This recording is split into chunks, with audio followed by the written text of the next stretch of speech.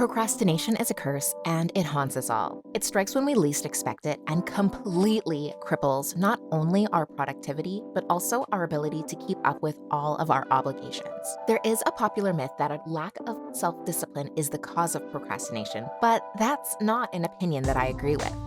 People don't procrastinate just because they're lazy. So many factors go into your motivation level that this generalization can be really harmful. So then, why do we procrastinate? What is literally holding us down? It's not always as simple as just get up and do what you have to do. Sometimes, as much as we want to and as disciplined as we are, we just can't get started. Today, we're going to count down the top 10 reasons why you're procrastinating. Then we will discuss what causes these bouts and why it's so hard to get to work. Don't worry, I'll even offer some suggestions to get you back to being your regularly productive self.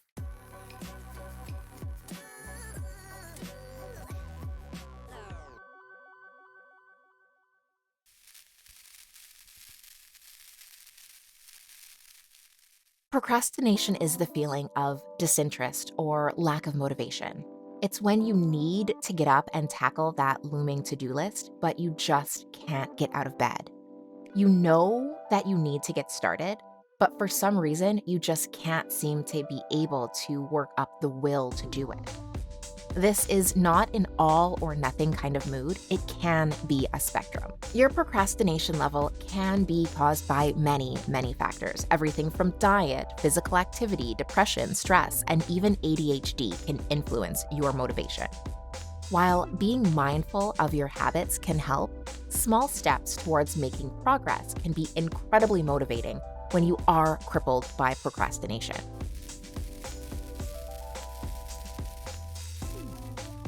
Many triggers lead to procrastination.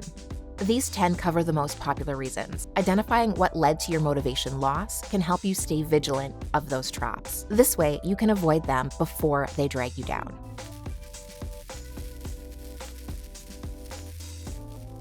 You're standing in the cereal aisle and you can't make a decision. Lucky Charms or Fruit Loops? Lucky Charms has marshmallows, but every O is tasty with Fruit Loops. Besides, we both know that you're just going to pick out all of the marshmallows anyways. You stand there, staring and staring. You're paralyzed, unable to decide. Is this you? Does this sound familiar at all? Or are you at the other extreme where you make decisions really quickly, but then you get home and immediately second-guess yourself? Self-doubt comes rushing in, and all you can think of is that you made the wrong choice. While working on an assignment, you might scrap all of the progress you've made just to restart again at the last minute, simply because you don't like the strategy you started with. A lot of people struggle with making simple decisions. The most important thing to remember is to trust yourself. You must trust your original vision and plan. You have to be kind enough not to do yourself the disservice of undermining all of the progress that you've made. Don't abandon your original plan in favor of cramming an entire project in too little time. Trust the strategy you've already committed to. This form of procrastination is sneaky because it's thinly veiled as productive. You are starting projects, but just struggling with the steps. Don't be fooled. Progress is not being made if you constantly start over and second-guess yourself. You are just burning energy with no real headway to show for it. Stick your plan through to completion. Trust me, you will feel so much better once it's finished.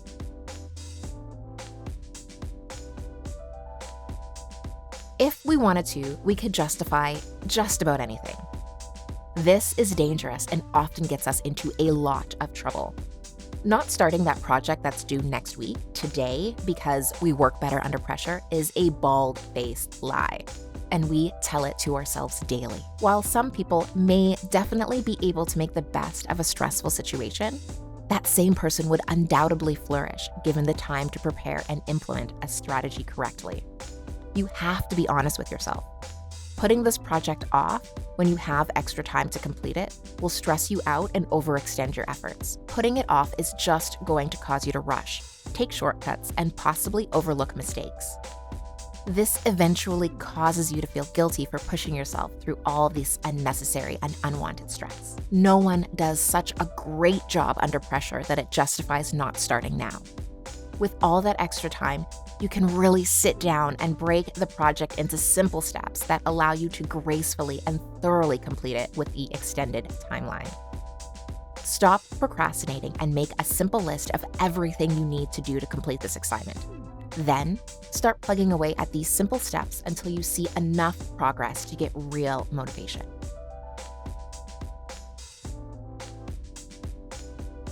Sometimes we put things off because we don't believe in our ability to do them. I'll never understand anything so complicated. I'm struggling with the coursework, or I have trouble with essays. Lacking self-confidence is something that we all struggle with. It's hard to feel good about yourself every day, but it's deeper than that for some people. Some of us just never seem to be able to believe in ourselves. The best cure for lacking confidence is having something to show for your efforts. Having something tangible that you can review and show other people will boost your spirits and help you to believe in your ability to see things through. Remember that no one expects you to be fantastic at something on your very first try. You have to practice at it. If you start now, even if your first draft is less than stellar, you will have the time to review, revise, and edit it over and over and over until you have it exactly right. You can do this until you're proud of your work. Repeat the process until it's everything that you want it to be. The only thing standing between you and the product that you want to put out is starting today, right now. Also, never compare your skills to those of your friends. The grass is always greener from the other side of the fence. Writing or drawing may seem incredibly easy to someone else, but I can assure you that there were hours and hours of practice behind them. Everyone has a talent, and you have gifts that they could only wish for. You just have to discover and embrace them for yourself.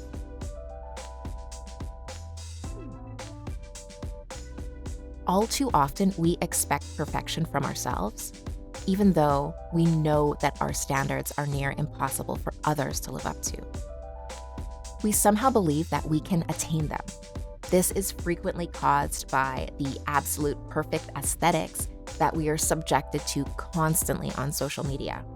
With their immaculately sterile homes and their perfect GPAs, these perfectly manicured models are a facade that everyone puts up just for show. The truth is that we all struggle.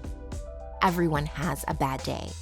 Everyone has a Monday where the best they can do is sweatpants and a toque.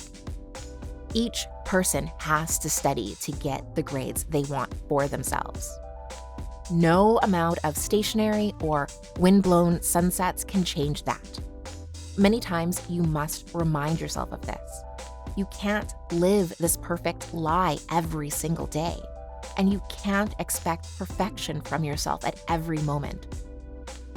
Perfection does not exist.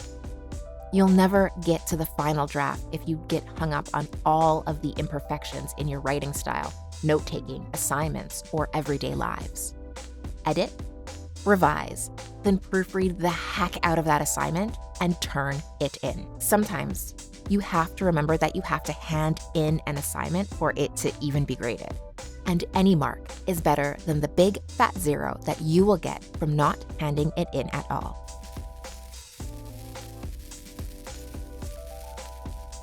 Too often, assignments are handed out and students are so overwhelmed by this daunting task that they just say they don't understand.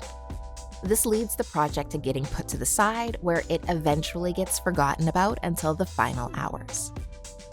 The problem here is that by the time they get around to dealing with the assignment, it's too late to ask questions about how to complete it. This leaves students scrambling, and they will never know if they could have gotten a better mark had they understood the project better. Start early and just try your best. Often, a lack of understanding is really just being overwhelmed by something new. Start the project and work through it step by step. More often than not, once you start moving through the process, you will find that it's not actually as difficult as it originally appeared. If you do find that you're struggling after reading the instructions and working on the steps individually, don't be afraid to approach your professors or the TA for help or insight. But the most important thing is that you start.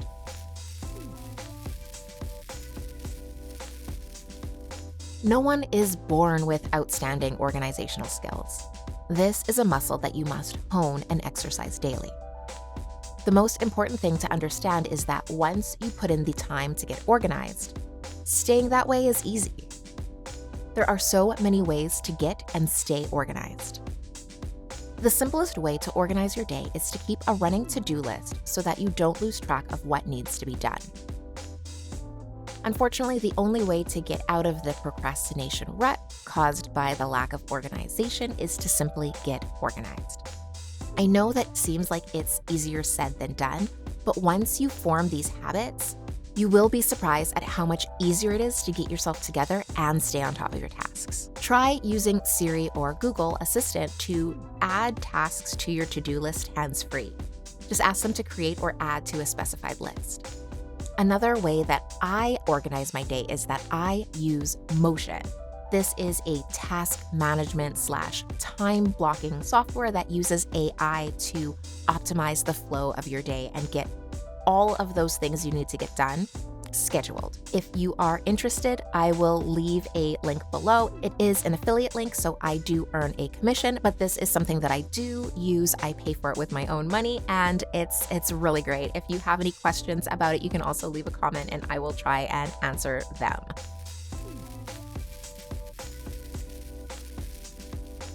Unfortunately, teaching study skills is largely overlooked in high school. Many students struggle with learning and implementing these skills simply because they have never been taught. Then they flounder throughout their first years in post-secondary while trying to figure out how to do this on their own. This can lead to a lack of confidence in their ability to really prepare for exams. How can you get down to studying if you are not sure you're even doing it right?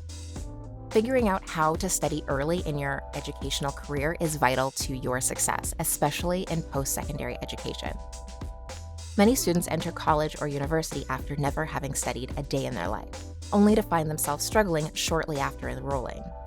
This can lead to a crisis of confidence in their ability to graduate, their intelligence, and even their self-worth. What's really unfortunate about this is that study skills are so easy to develop and learn.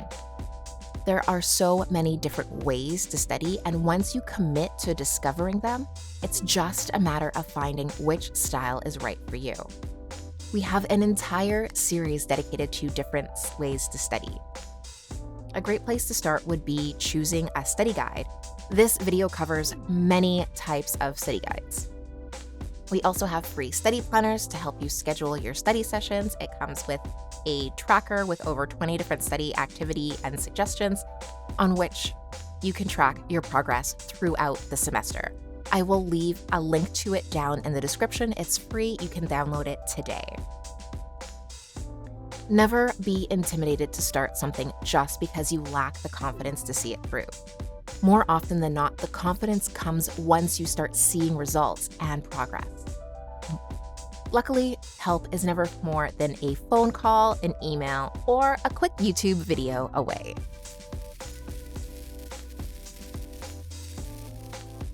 Do you feel like you are always tired?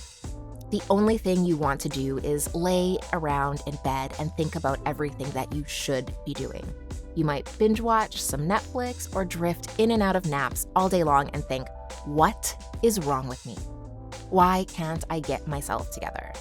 Why can't I just get out of bed and get things done?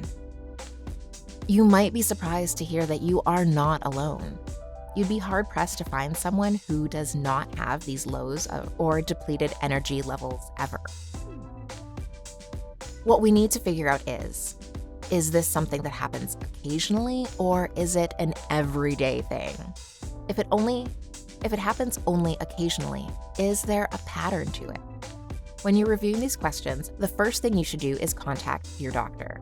a lack of energy can sometimes be a symptom of something bigger, and we would never want to ignore that. Talk to your doctor and ensure that there's nothing beneath the surface. Once your health has been checked out and your doctor gave you the thumbs up, there are many things that you can do to address low energy. First and foremost, make sure you're getting enough sleep. I know 8 hours is often asking a lot when you're juggling so many obligations, but really try to reach this goal as much as possible. Taking in and retaining information is impossible without adequate sleep.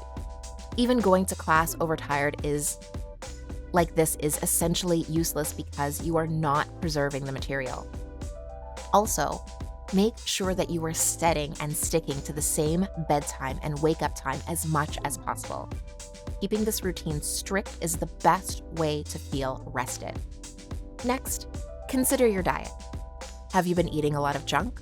Often, fast food can cause these kinds of energy spikes and free falls. Try tweaking your diet to include more energy-boosting foods like whole grains, proteins, and fresh fruit and vegetables. Another trick to increase your energy levels is to make it a habit to work out. This always sounds counterintuitive because you need energy to work out, but working out boosts your energy levels. I'm not even going to lie to you, the first few workouts are going to be tough. You're going to be sore and achy and tired, but by the end of the week, you will feel amazing. You don't have to go crazy and join a spin class or anything like that. Just try a quick yoga session at home or a jog around the block to get your body and blood pumping. Do this just until you are ready to commit to the workout lifestyle.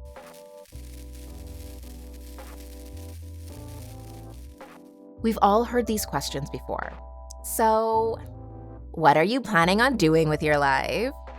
What do you want to be when you grow up? When exactly are you going to graduate from university? What are you planning on doing after that? Some people seem to have it all figured out. It's like they know exactly who they are and what they want to be. That's not always the case. Some people are just late bloomers. They don't find out until they're well into their careers. Others find out while they're away at university or college. Some people even change their majors several times. There's no right or wrong answer to finding your destination. It's okay not to have an ultimate vision and the exact steps you want to take to get there. However, having clear, short-term goals is essential for making progress in life. You may not know what you want to do as a career, but you know you want to pass this course. Don't let being overwhelmed by the idea of long-term success inhibit you from making short-term progress.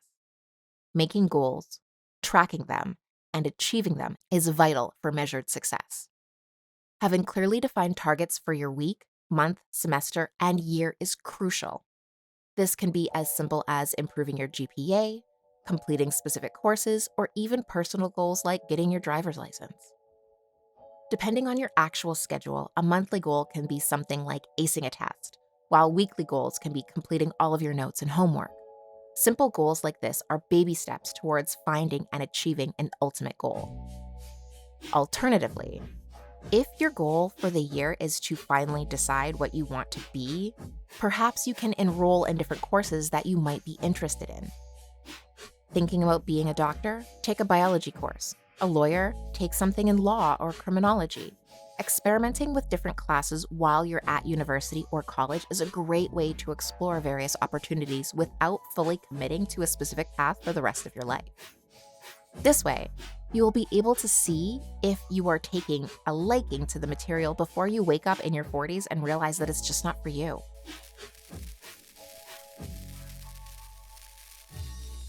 Sometimes we have dreams that are so big they scare us. If this is you, the fear of not achieving such an incredible dream can be paralyzing. If you don't start, you can't fail. At the same time, if you don't start, you also can't succeed. You deserve to be able to achieve anything you set your mind to. You can do this with the right strategy and proper implementation. There are so many others out there who have built empires out of nothing. These come-ups have proven that anything is possible, but you have to start. You have to put one foot in front of the other. This fear can be crippling and it hits all of us. Just keep putting one foot in front of the other, stick to your plan, and do what it is you are afraid of. Procrastination happens to all of us, and it happens for a variety of reasons. It's vital that you aren't too hard on yourself when it comes to self-doubts, second guessing, a lack of confidence, or the inability to make a decision. These are all problems with simple solutions. If you are deep into procrastination mode and laying in bed, not doing what you need to do, you might not appreciate me saying this. Just start.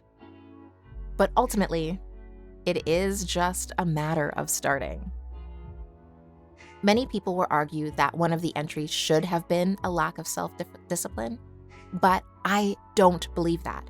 Even the most disciplined students and people in general will find themselves procrastinating. It's human to procrastinate, to second guess yourself, or even self-doubt. The cure for procrastination is motivation. So think about what motivates you. What do you aspire to? Now go out there and get it. The best motivation is seeing results. And the first step in seeing results is to get started. So do away with negative self-talk and be kind to yourself. You can start by repeating some positive affirmations when it's too hard to do that. Just remember that you are full of potential, and the only thing between you and achieving your dreams is just getting started. That is all for this week. I want you to know which one you are most guilty of, and I want you to leave it down in the comments, please. I'm really hoping that you got some insight from this episode of this week's podcast, and I can't wait to see you next week. So I'm going to leave it there for today, but until next week, I hope you have an amazing adventure.